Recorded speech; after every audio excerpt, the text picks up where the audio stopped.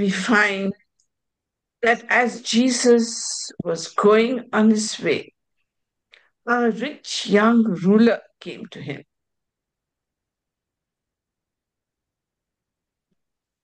Yes.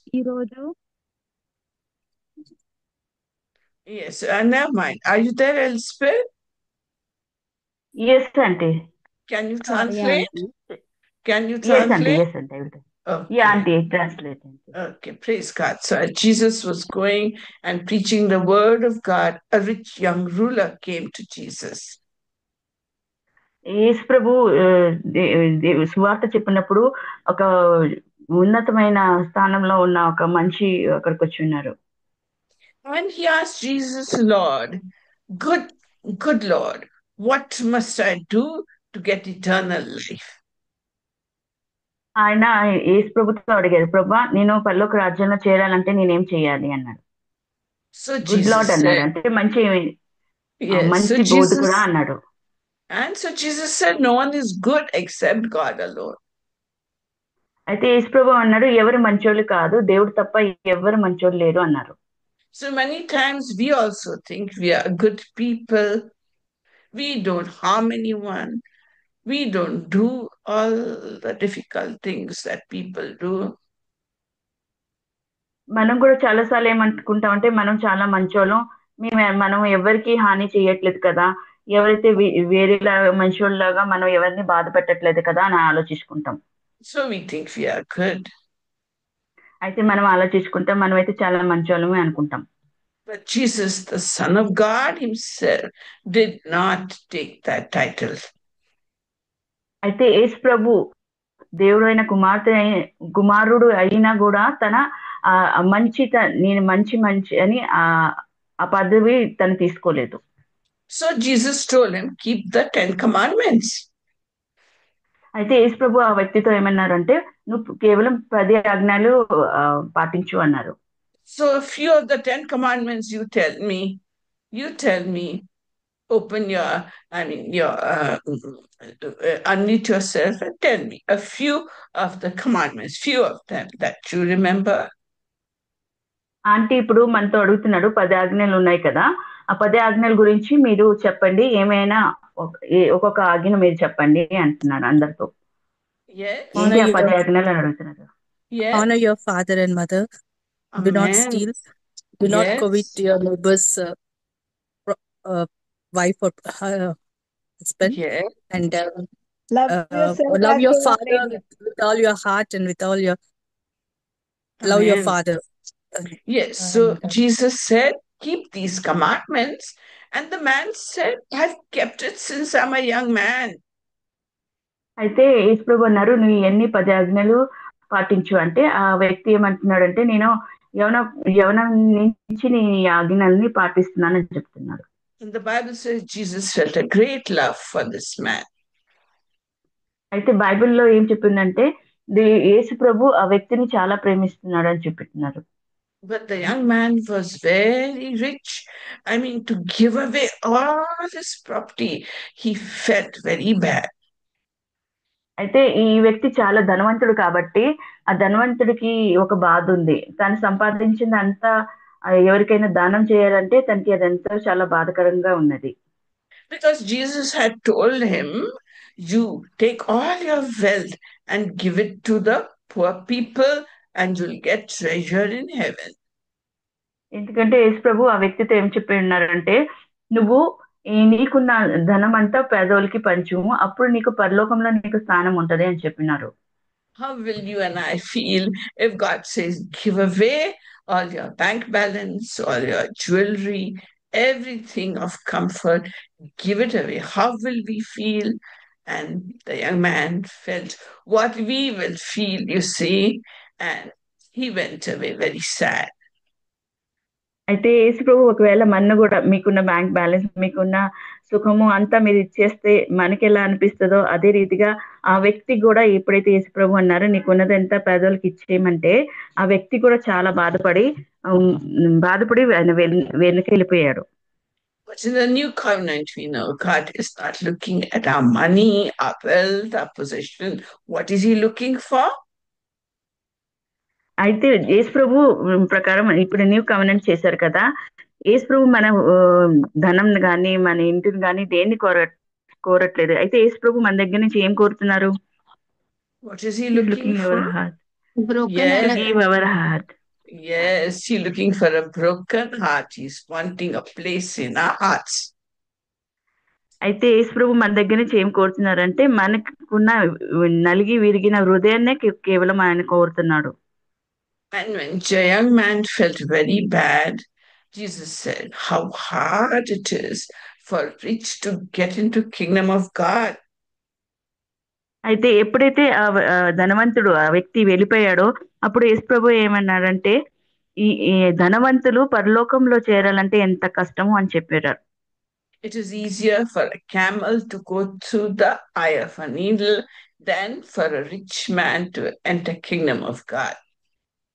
యేసు ప్రభు ఏమన్నారంటే ఆ ఇది ఒంటి ఉంటది కదా, ఒంటి క్యామెల్.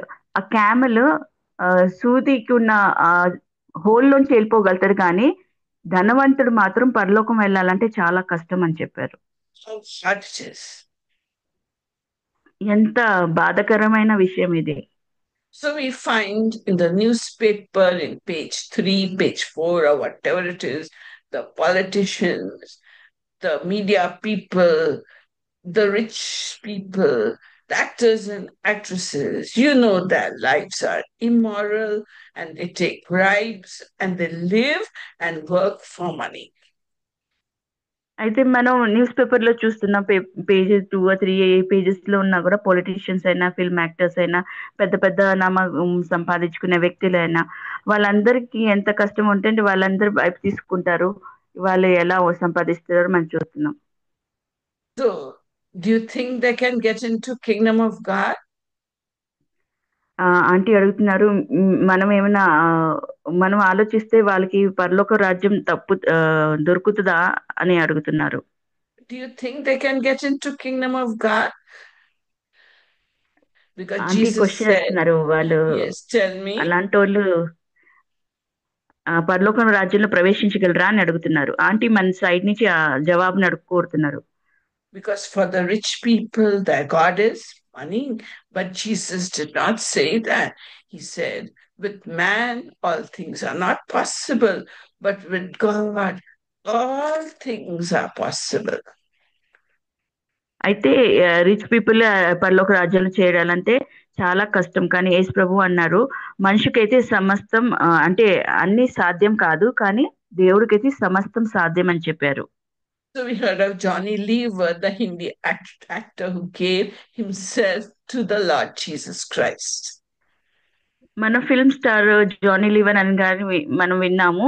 ఆయన గురించి మనం విన్నామంటే తన జీవితం తన యేసు ప్రభుకి సమర్పించేవని విన్నాము. And some actresses too are giving their lives to God.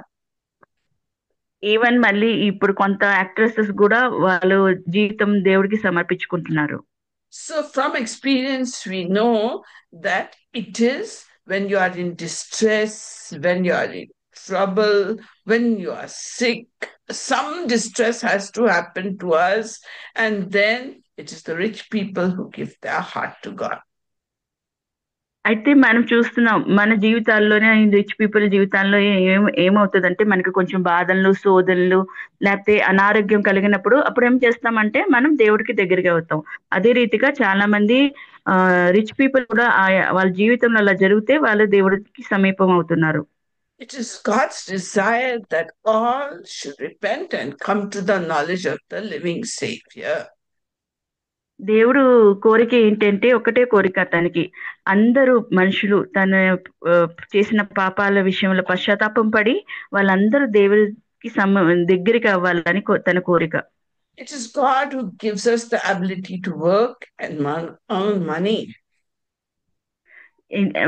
కేవలం దేవుడు కృపే కాబట్టి, దేవుడు కృప కాబట్టి, దేవుడు అబిలిటీ కాబట్టి అందరు మనుషులు పని చేసుకొని ఇంకా సంపాదించుకుంటున్నారు.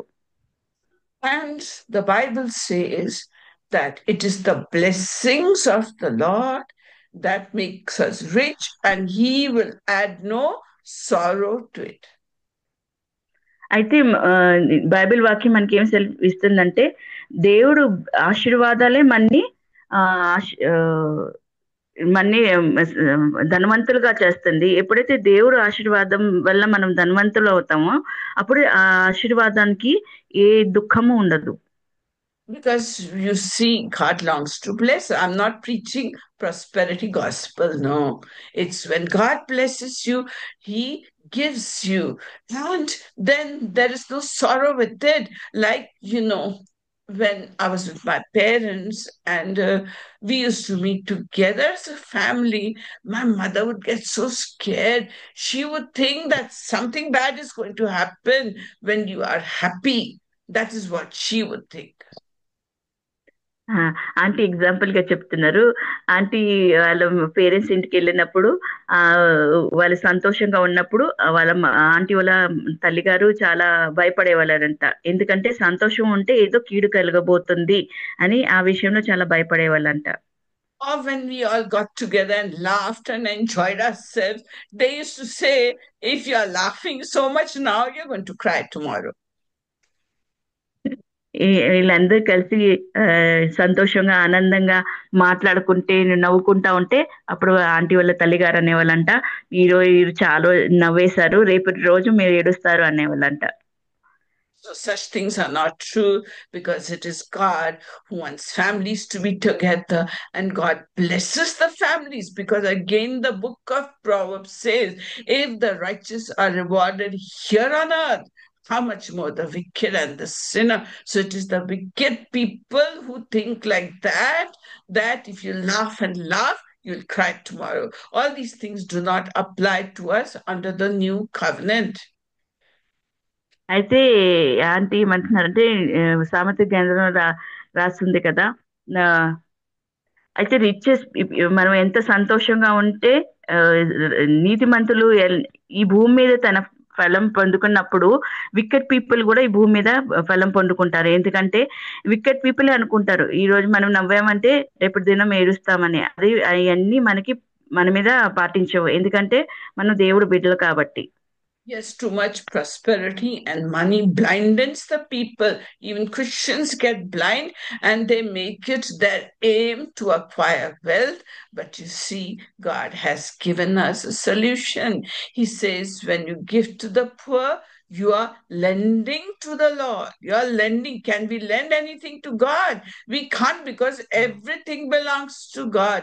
So when you give to the poor, you are lending to the Lord, and He will reward you. యేసుప్రభు అంటున్నారు అంటే, మీరు ఆశీర్వదించినప్పుడు, మీరు పేదవాళ్ళకి ఇచ్చినప్పుడు ఏమనుకోవాలి, మీరు మనకున్న ధనం వల్ల మనుషుల్ని గుడ్డితనం చేసేస్తుంది. కానీ అలా ఉండకూడదు. అలా ఉండకుండా మీకు ఇచ్చిన ధనంలో మీరు పేదవాళ్ళకి సహాయం చేస్తే అప్పుడు నాకు సహాయం చేసినట్టు ఉంటది. మనం దేవుడికి ఏమి ఇయ్యలేము, ఎందుకంటే మనకి కలిగేదంతా దేవుడి దగ్గర నుంచే వస్తుంది. మనం దేవుడికి ఏమి ఇయ్యలేము అని చెప్తున్నారు. It is a good thing we are all middle class people, and if God blesses us, let us take it joyfully and give our tithes wholly to the church you are attending. Why? Because tithes gives blessings, and God says, if you give unto the Lord, He will give back unto you, so that He'll give you so much that it is pressed together, running over till your hearts are full. So many times in our lives we find trouble because we do not give tithes and honor the Lord God Almighty. So God says, test me now in this and see that will I not open up the windows of heaven until there is no more need in your life. So that is how we keep our standard of living and everything to date, up to standard. If we honor God, He will honor us. అయితే మనం అందరం middle class వాళ్ళు కాబట్టి మన దేవుడికి స్తుతిస్తాం. మనకి కానీ మనలో కలిగింది, మనకి వచ్చే దాంట్లో మనం టైత్ తీసి దేవుడికి ఇవ్వాలి. అది మనం ఏ చర్చ్కి వెళ్తున్నారో మీరు ఆ చర్చ్కే ఇవ్వాలి. ఎందుకంటే ఎప్పుడైతే మీరు ఆ టైత్ మీరు దేవుడికి ఇస్తారో మిమ్మల్ని దేవుడు గొప్పగా ఆశీర్వదిస్తారు. ఎందుకంటే మీరు ఇచ్చినప్పుడు మీకు ఏమి కొదువు ఉండదు. మీ దేవుడు మీ ఇంట్లో కావాల్సిన సమస్తం మీకు దయచేస్తారు. So when I was a young girl in the hostel, my parents would give me for the month 150 rupees. In those days, it was a lot of money. And I would take out first 15 rupees from it and give it in the church and be free. And even today, whatever God has blessed us with, we still give 1/10 of our tithes to God, sometimes much more. అయితే aunty హాస్టల్లో ఉన్నప్పుడు aunty హాస్టల్లోనే చదివినప్పుడు వాళ్ళ parents ఆంటీకి 150 రూపాయలు ఇచ్చేవాళ్ళంట. ఆ 150 రూపాయల్లో కూడా ఆంటీ ఫస్ట్ తీసి 15 రూపాయలు తనకి వెళ్ళే చర్చ్ లో అక్కడ తైతిగా వేసేసేవాళ్ళంట. ఈ రోజు వరకు కూడా ఆంటీ అంటున్నారు, మేము మాకు ఎంత వచ్చిందో దాంట్లోంచి మేము తైత్ తీసిస్తాం, ఒక్కొక్కసారి తైత్ కంటే ఎక్కువే ఇస్తాము అని చెప్తున్నారు. So we should give not leftovers to God. We should give the best thing to God and then make our budget for the month. అయితే చాలా మంది ఏం చేస్తారంటే తైత్ తీయాలంటే ఆలోచిస్తారు, ఆ లాస్ట్ లో తీద్దామని మిగిలింది అంతా దేవుడికి ఇస్తారు. అలా కాకుండా ఫస్ట్ మనం దేవుడికి ఇంపార్టెన్స్ ఇవ్వాలి, ఆ తైత్ తీసి దేవుడికి ఇవ్వాలి first. And if we do it consistently, God will watch. Are they doing it just to get something out of me, or are they doing it to honor me and love me? And when He has observed you and when He has studied your behavior, your action, then the blessings come. Blessings are not just money, it is good health and strength, peace and joy in the home, and love with everybody. అయితే కొందరు ఏం చేస్తారంటే అప్పుడప్పుడు ఇస్తారు, అప్పుడప్పుడు కాదు, మనం continuous గా ఇవ్వాలి. ఎప్పుడైతే, ఎందుకంటే దేవుడు కూడా మనని పరీక్ష చేస్తూ ఉంటారు, వీళ్ళకి వీళ్ళు నాకు ప్రేమించి ఇస్తున్నారా లేకపోతే ఏదైనా ఆశీర్వాదాల కోసం ఇస్తున్నారా అని అని మనల్ని పరీక్షిస్తూ ఉంటారంట. ఎప్పుడైతే మనం కంటిన్యూస్ గా అలా ఇస్తామో దేవుడు మనని ఆశీర్వదిస్తారు. ఆశీర్వాదాలు అంటే కేవలం డబ్బులే కాదు, మనకి మంచి సంతోషం, మంచి ఆరోగ్యం, కుటుంబం, ఏకైత, ఇవన్నీ దేవుడు ఆశీర్వాదాలే. So let us look to the Lord and follow His laws, and let our joy be full and overflowing. If God fills you with peace and joy, the whole world is looking for peace, for joy, and blessings. So the blessings of the Lord make you rich in different ways, and He doesn't add sorrow to it. అయితే మనందరం కూడా దేవుడి సంతోషం, దేవుడిచ్చే ఆనందంలో మనం ఎదురు చూద్దాం. ఎందుకంటే దేవుడి ఆశీర్వాదాలు ఎలాంటిదంటే, దేవుడిచ్చే ఆశీర్వాదానికి ఏది సారో ఉండదు. లోకమంతా దేవుడు అంటే సంతోషం ఇంకా ఆశీర్వాదం, పీస్ కోసమే వెతుకుతుంది. అది కేవలం దేవుడు సన్నిధిలోనే ఉంది మనకి. May God bless His holy word. దేవుడు ఈ పవిత్రమైన వాక్యం దీవించును గాక. Praise God. Praise